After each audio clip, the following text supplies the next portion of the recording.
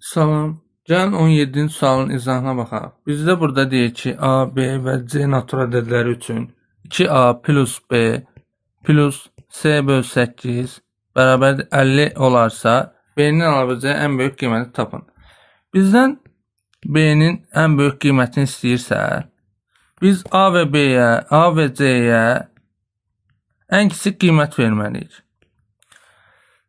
A-nı 2A-ya baxırıq və bir də C böl 8-ə. Burada mən C-yə nə versəm, ən kiçik qiymət alar. Görürəm ki, 8-i 8-ə bölsəm, ən kiçik bir tam ədədi alaram. O zaman C-yə 8 verək.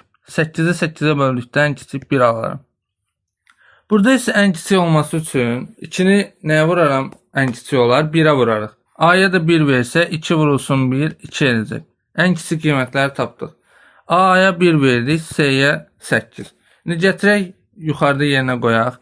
2 vurulsun 1 plus B plus 8 böl 8 bərabərdir 50. 2 plus B 8-i 8-ə böldükdə 1 bərabərdir 50-yə. B-ni də buradan taparıq. 50-dən 3 çıxsa 47. Bizdə B-nin ən böyük qiymətini tapın deyirdi. 47 oldu.